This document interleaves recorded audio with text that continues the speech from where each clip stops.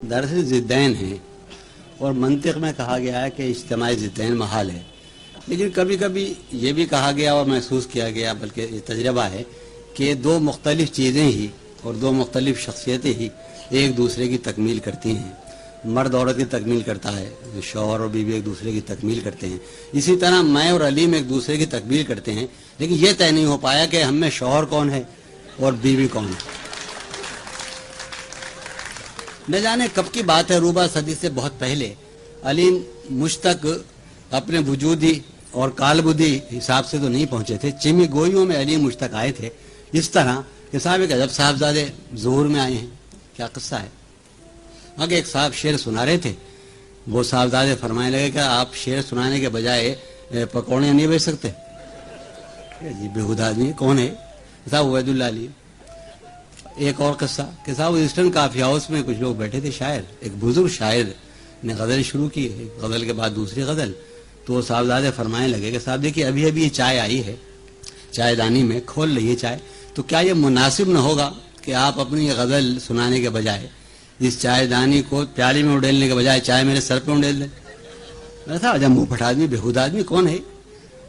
खैर उसके बाद हमारी अलीम की मुलाकात हुई उर्दू कॉलेज में, तो कुछ ऐसी कैफियत हुई कि जैसे हज़रत उमर के बारे में हमने पढ़ा है कि जब उन्होंने सुना कि उनकी बहन ईमान ले आई हैं तो मुश्तइल हो गए कि ये कौन शख्स है जिस पर मेरी बहन ईमान ले आई, और वो हज़रत से मिलने गए और वो माँ तो मबहूत रह गए। इसी तरह अलीम और मैं बिल्कुल इसी तरह, ये तय नहीं कि हम में हज़रत उमर कौन था, लेकिन हम माँ तो मबहूत रह गए एक दूसरे से मिलकर, और अजब कैफियत गुजरी। उस दिन के बाद से बड़े मामले बड़े सिलसिले, यानी कोई मेरे ख्याल में 30 बरस के किस्से हैं ये।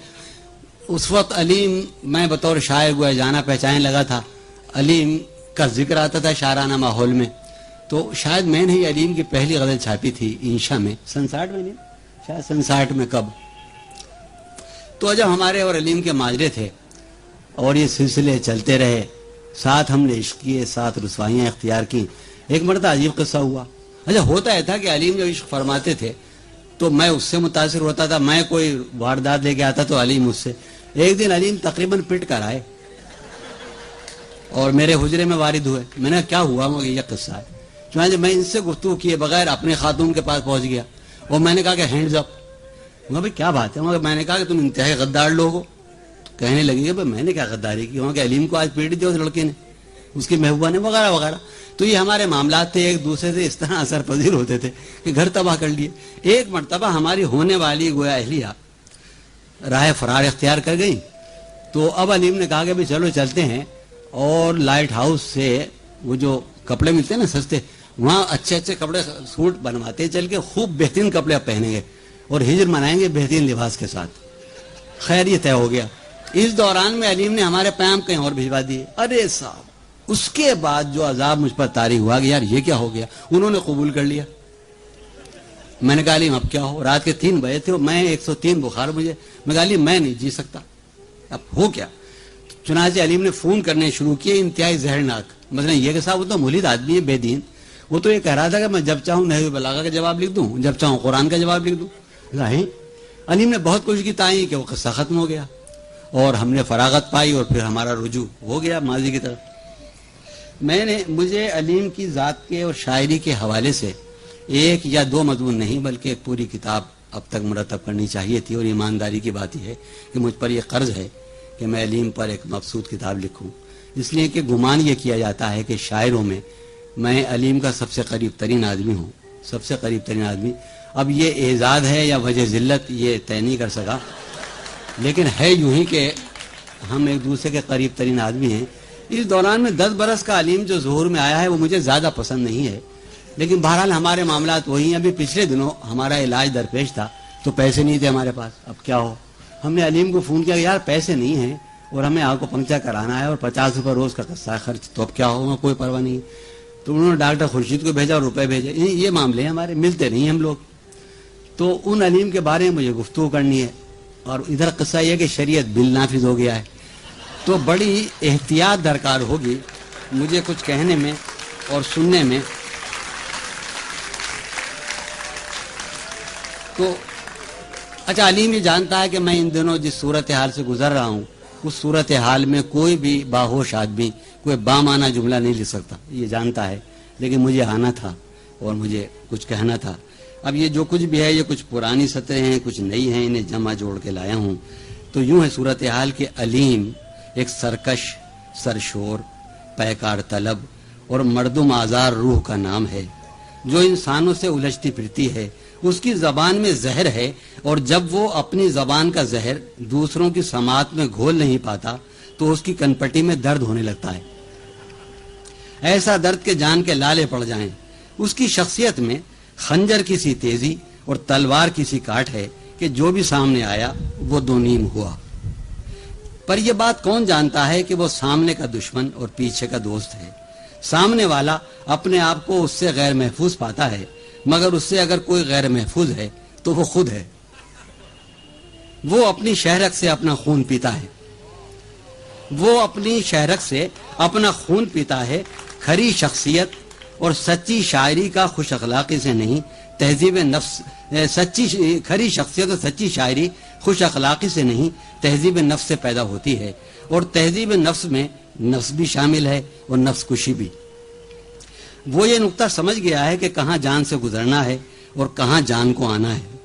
وہ یہ نقطہ سمجھ گیا ہے کہ کہاں جان سے گزرنا ہے اور کہاں جان کو آنا ہے، اور وہ یہ دونوں کام پوری تندہی سے انجام دیتا ہے۔ اپنے سینے میں خنجر اتارنے والا ہاتھ خود اسی کا ہاتھ تھا کہ وہ یہ حق بھلا کسی دوسرے کو دینے والا کب ہے۔ اور میں سوچتا ہوں کہ وہ حساب کتنا سخت تھا جو اس نے لمحہ لمحہ اپنے آپ سے لیا۔ وہ ایک ایسا شخص ہے جس نے اپنے آپ کو کبھی کوئی رعایت نہیں دی۔ اس نے اپنے آپ پر سامنے سے بھی وار کیا ہے اور پیچھے سے بھی۔ علیم نے اپنے ساتھ مجھ سے بھی خون تھکوایا ہے کہ میں اس کا یار تھا۔ پشکن نے اپنے شاعر سے جو بات کہی تھی وہی بات میں علیم سے کہتا ہوں، اور وہی بات وہ خود بھی اپنے شاعر سے کہتا رہا ہے۔ کوئی اقتباس شروع، کوئی اجر طلب نہ کر، اس لیے کہ تیرا اجر تیرے سوا کوئی بھی نہیں دے سکتا۔ تو خود ہی اپنے بارے میں داوری اور فیصلہ دہی کرنے والا ہے کہ تیرے بارے میں کوئی بھی تجھ سے زیادہ سخت گیر نہیں ہے۔ اے مشکل طلب شاعر، کیا تو اپنے کام سے راضی ہے؟ کیا تو اپنے دل کو خرسند پاتا ہے؟ اگر ایسا ہے تو پھر بھلا اس کی کیا پرواہ ہے کہ لوگ تجھ سے دشمنی رکھتے ہیں، تجھے برا بھلا کہتے ہیں۔ احمقوں کو اس عبادت گاہ کی دہلیز پر تھوکنے بھی نہ دے، احمقوں کو اس عبادت گاہ کی دہلیز پر تھوکنے بھی نہ دے جس کی محراب میں تیرے کمال فن کی آگ شعلہ زن ہے۔ یہ مجھے ایک بات یاد آئی کہ علیم سے میرے ایک جھگڑا یہ رہا کہ یار تو ترقی پسند کیوں نہیں ہے؟ تو وہ یہ کہتا ہے کہ تو سکہ بند انداز سے سوچتا ہے، جبکہ واقع یہ تھا کہ جب بھی عوامی اسٹیج سجے ہیں تو علیم ہمارے ساتھ پایا گیا ہے۔ تو ایک دن مجھے بات یاد آئی، 2 برس پہلے، پشکن کے حوالے سے 2 برس پہلے میں اور صفت بھائی کہیں جا رہے تھے تو شاعروں کا ذکر تھا، تو صفت بھائی کہنے لگے کہ صاحب یہ خوب کہتا ہے علیم۔ میں صفت بھائی اب علیم کی تعریف کر رہے ہیں، تو مجھے غصہ بھی آیا، خوشی بھی ہوئی، کچھ خوشی بھی ہوئی، ملال بھی۔ یہ کیا؟ تو علیم کا معاملہ یہ ہے کہ علیم سکہ بندی سے اور لیبل لگانے سے ہمیشہ ایک مختلف شخصیت کا مدعی رہا ہے، اور وہ ہمارے کو قبیلے کا آدمی، میرا آدمی ظاہر ہے، سیدھی بات ہے۔ شاعری میں علیم کا ورود ایک فتنے کا ظہور تھا۔ اس کی ذات ایک ماجرا خیز اور پیکار طلب ذات ہے، مگر میں اسے ذات کا شاعر نہیں کہوں گا جیسا کہ شہر میں سمجھا جاتا ہے۔ میں اسے ہیجان ذات کا شاعر کہوں گا، اس معنی میں کہ اس کی شاعری کا سرچشمہ ہیجان ذات ہے، جیسے کائنات کا سرچشمہ ہیجان وجود ہے۔ میرا جی چاہتا ہے کہ ہیجان ذات کے لیے تخلیقی اصل کے معنی میں ایک اور لفظ، ایک اور ماجرا ناک لفظ بھی استعمال کروں، یعنی عشق۔ اچھا، ہیجان ذات اپنے اندر سمٹنے کا عمل نہیں ہے، بڑھنے کا عمل ہے، پھیلنے کا عمل ہے، پھیلانے کا عمل ہے، مگر اس ہیجان ذات سے جو شاعری صورت پذیر ہوئی ہے وہ ہیجانی نہیں ہے، کہ ہیجان دراصل اس کی شاعری کے وجود کی قوت ہے، صورت اور معنویت نہیں۔ اس کی شاعری صورت میں رنگ ہے اور معنی میں تلاش رنگ۔ اس کی شاعری صورت میں رنگ ہے اور معنی میں تلاش رنگ۔ یہ تلاش رنگ وصال میں فراق و فراق میں وصال کا سفر ہے۔ وہ شاعری ہی نہیں بلکہ شاعر کے اندر کا وہ شیطان بھی ہے جسے شعور کی سب سے زیادہ بدنام اور سرگرم سچائی کا استعارہ کہا جائے، اور اس کی شاعری کے سوا وہ الوہی شیطنت بھی ہے جو بطون ذات سے ماورا کی طرف ہجوم کرتی ہے۔ اور ایک نئے خیال اور نئے جمال کو اپنی گرفت میں لے کر بطون ذات کی طرف پلٹاتی ہے۔ اس عمل میں کسی مسلک، کسی نظریے یا کسی مکتبہ فکر کا حوالہ اس کے نزدیک بے معنی ہے، جبکہ میرے نزدیک بامعنی ہے۔ اس نے ایک نقطہ دریافت کیا ہے، اور وہ یہ ہے کہ ادب دعویٰ کرتا ہے، دلیلیں پیش نہیں کرتا، کہ ادب تخلیق ہے اور تخلیق خدا اور اسرائیلیوں کے خداوند یہوہ نے اپنے لیے جو کہا ہے وہ یہ ہے کہ وہ جو ہے سو ہے۔ اور علیم نے بھی ایک ایسی بات کہی ہے کہ جیسا بھی ہوں میں اپنی ہی صورت میں ہوں علیم۔ یہ جیسا بھی ہونے کا شعور اس سے کہیں بڑی جواب دہی چاہتا ہے، یہ جیسا بھی ہونے کا شعور اس سے کہیں بڑی جواب دہی چاہتا ہے جو فرد اپنی ذات سے خارج میں قبول کرتا ہے۔ اس حالت میں ہونے اور نہ ہونے کی ساری ذمہ داری خود اٹھاتا ہے۔ راستہ دکھانے والا کوئی نہیں ہے، امید دلانے والا کوئی نہیں ہے۔ امبوہ میں جان لیوا تنہائی ہے، اور اس تنہائی کو آباد کرنا خود تمہارا کام ہے۔ یہ وجود میں عدم اور عدم میں وجود کے معنی تازہ کی ایجاد ہے۔ یہ ماورائے ذات کو اپنے طور پر اپنے نفس میں خلق کرنا ہے۔ یہ ماورائے ذات کو اپنے طور پر اپنے نفس میں خلق کرنا ہے۔ اس کی معاملت ماورا یا غیر ذات سے اسی طرح کی معاملت ہے۔ اس کا عشق غیر ذات کو نفس ذات بنانے یا دیکھنے کی زخم خوردہ امنگ ہے۔ اس کا عشق غیر ذات کو نفس ذات بنانے یا دیکھنے کی زخم خوردہ امنگ ہے، اور اس کی شاعری اس امنگ کا سرخ رنگ و آہنگ ہے۔ میں تیز تو نہیں پڑھایا؟ نہیں، بہت اچھا پڑھ رہے۔ اور اس کی شاعری اس امنگ کا سرخ رنگ اور آہنگ ہے، یوں کہ جو شے نفس یا تجربہ نفس کی سطح پر ذاتی نہیں ہے، وہ تخلیق کے مرحلے میں غیر موجود کی حیثیت رکھتی ہے۔ یوں کہ جو شے نفس یا تجربہ نفس کی سطح پر ذاتی نہیں ہے، وہ تخلیق کے مرحلے میں غیر موجود کی حیثیت رکھتی ہے، اور غیر ذاتی کو ذاتی بنائے بغیر محض نظریوں کے حوالے سے شعر کہنا غیر موجود سے منہ کالا کرنا ہے، اور غیر ذاتی کو ذاتی بنائے بغیر محض نظریوں کے حوالے سے شعر کہنا غیر موجود سے منہ کالا کرنا ہے۔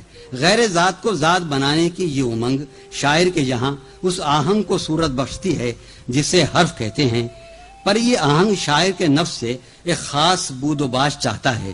یہ بود و باش دکھوں کے موسموں کی بود و باش ہے۔ اس کے لیے موسموں کے عذابوں کی فصلیں کاٹنی پڑتی ہیں، اور صورت زخم سے آواز سننے کا سلیقہ سیکھنا پڑتا ہے، اور علیم نے یہ سلیقہ سیکھ لیا ہے۔ مجھے علیم کو دیکھ کر عرفی کا خیال آتا ہے۔ عرفی کی شخصیت کو ہمیشہ مسحوریت کے ساتھ دیکھا گیا ہے۔ عرفی کو زہر دے دیا گیا تھا اور وہ جوان مر گیا تھا۔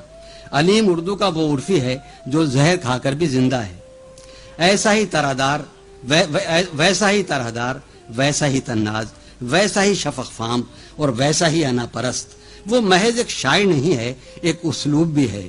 لفظ سے اس کی وہ معاملت ہے جو ایک قرضدار سے سود خوار قرض خواہ کی ہوتی ہے۔ لفظ سے اس کی وہ معاملت ہے جو ایک قرضدار سے سود خوار قرض خواہ کی ہوتی ہے۔ وہ لفظوں کا سود خوار ہے، وہ لفظ سے ایک کے دو وصول کرتا ہے۔ اور میرے خیال میں شاعری ہے بھی ایک ایسا ہی معاملہ جس میں لفظ سے وہ کچھ وصول کر لیا جائے جس سے اس کی جیب خالی دکھائی دے۔ میں یہ بھی کہنا چاہتا ہوں کہ شعر اس کے یہاں ہنر نہیں ہے، کہ ہنر ذات کے مساوی نہیں ہوتا۔ میں یہ بھی کہنا چاہتا ہوں کہ شعر اس کے یہاں ہنر نہیں ہے، کہ ہنر ذات کے مساوی نہیں ہوتا، بلکہ شعر وہ چیز ہے جسے یونانیوں نے فضیلت سے تعبیر کیا ہے۔ اس فضیلت نے نغمگی کا لباس پہنا ہے، نغمگی جو اس کے شعر کی سب سے بڑی شناخت ہے۔ اس کی تمام غزلوں میں گائے جانے کی جو بے پناہ صلاحیت پائی جاتی ہے، وہ اس نسل کے کسی بھی شاعر کی غزلوں میں نہیں پائی جاتی۔ اس کا شعر احساس جمال کی انفرادیت پسند روح کا نغمہ ہے جو ذات اور کائنات میں آواز کا رشتہ قائم کرتا ہے۔ میں نے ہیجان ذات کے لیے ایک خاص سیاق کلام میں ابھی عشق کا لفظ استعمال کیا تھا۔ علیم اپنی بنیاد اور نہاد میں عشق، غیر مشروط اور غیر مدلل عشق کا آدمی ہے۔ اس کے نزدیک عشق کی سب سے بڑی دلیل خود عشق ہے۔ اور اس نے مجھے ہر لمحہ اور ہر نفس یہی تعلیم دی کہ اے یار عشق اختیار کر۔ یاد دارم کہ شام گاہاں کہ باد عطر بیز در ودش بود وہ ساغر میں در گردش عبید اللہ العلیم بامن گفت یارا خدارا عشق بیاموز عشق بورز گفتم یارا جگر فگارا تو عشق چه یافتی کہ مرا این اندرز می دهی جوہر ذات من عقل است و عقلا نیست مرا با عشق چیکار کار من از کار تو صاف تر است تو خداداری وہ من خدارا وہ حتی خدرا ہم ندارم. غرض علیم میرا معلم عشق تھا اور میں ایک بدشوق طالب علم. جب میں نے دیکھا کہ علیم کے قریب رہ کر میرے اندر بھی عشق اور خود سپاری کے جراثیم پیدا ہوتے جا رہے ہیں تو میں نے اس شہر سے فرار اختیار کیا اور یہاں سے جا کر علیم کو ایک خط لکھا. اب وہ حضرت اب آپ وہ خط سنیے. جی سنا دوں یا نہیں سناؤں؟ جانے کب کی بات ہے 67 کی کب. غرض علیم میرا معلم عشق تھا اور میں ایک بدشوق طالب علم. جب میں نے دیکھا کہ علیم کے قریب رہ کر میرے اندر بھی عشق اور خود سپاری کے جراثیم پیدا ہوتے جا رہے ہیں تو میں نے اس شہر سے فرار اختیار کیا اور یہاں سے جا کر علیم کو ایک خط لکھا. اب وہ حضرت اب آپ وہ خط سنیے. جی سنا دوں یا نہیں سناؤں؟ جانے کب کی بات ہے 67 کی کب کی. میں ہوٹل میں کہیں تھا 11 دسمبر 1968. اے علیم قبل و کعبہ حضرت عبید اللہ علیم مدد اللہ کے نام. اے علیم اے بہار زخم چکاں موسم گل کی لال رنگ خزاں. اے زلیخا پناہ کشور فن کچ کلاہ دیار دشت سخن کچ کلاہ دیار و دشت سخن. اے غزال غزل غزل کے شہید آج کے چارہ ساز کل کے شہید. اے ادب آشنائے مجلس غم اے غزال غزل غزل کے شہید آج کے چارہ ساز کل کے شہید. اے ادب آشنائے مجلس غم حالت افزائے حلقہ ماتم. 9-10 12 کو ضرور جاتا ہے پٹیل پارک. اے ادب آشنائے میں کبھی کبھی نہیں بھی جاتا. اے ادب آشنائے مجلس غم حالت افزائے حلقہ ماتم. اے انیس دل دل افگاراں شاہد شاہدان شہر مغاں. وہاں سے ناشاد آ گیا ہوں میں حیدرآباد آ گیا ہوں میں. جانے اس وقت تو کہاں ہوگا میں نہیں ہوں جہاں وہاں ہوگا.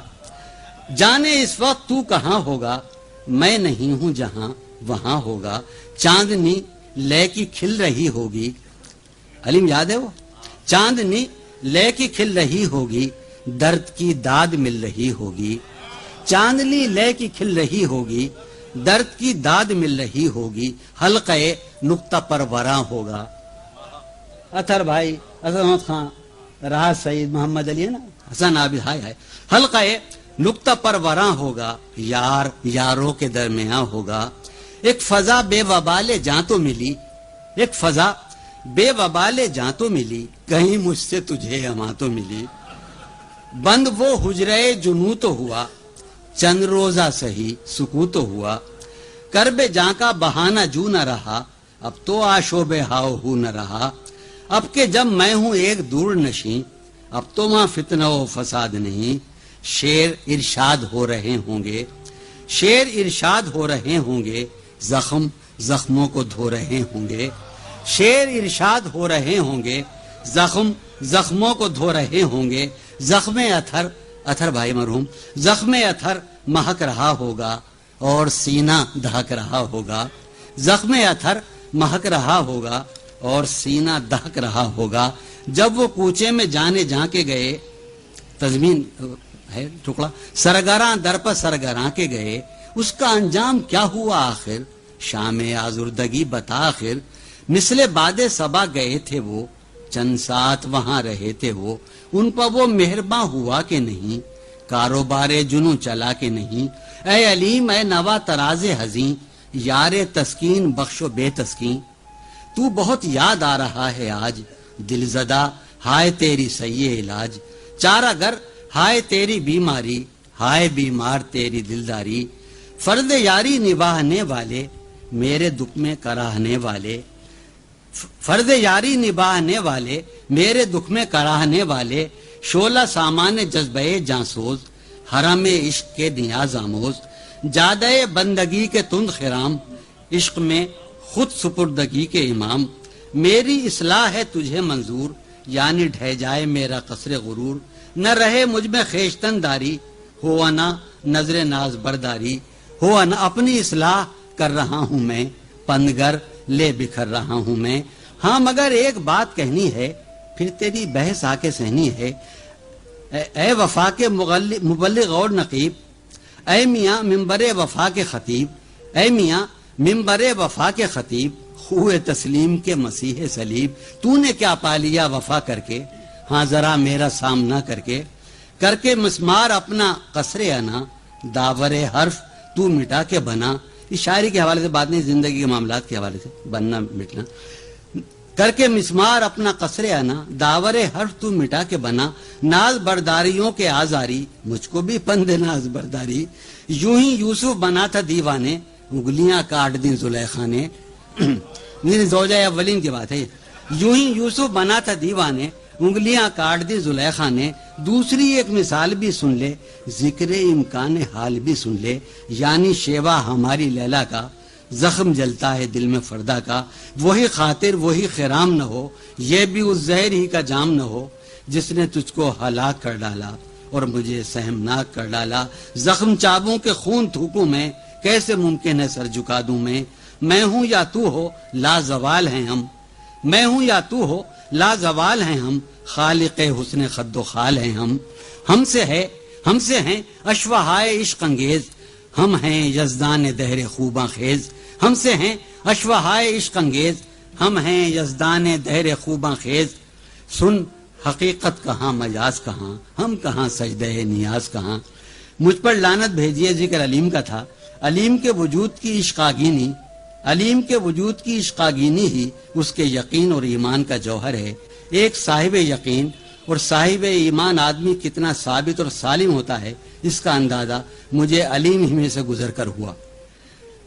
ایک صاحب ایمان اور صاحب یقین آدمی کتنا ثابت اور سالم ہوتا ہے، اس کا اندازہ مجھے علیم ہی میں سے گزر کر ہوا۔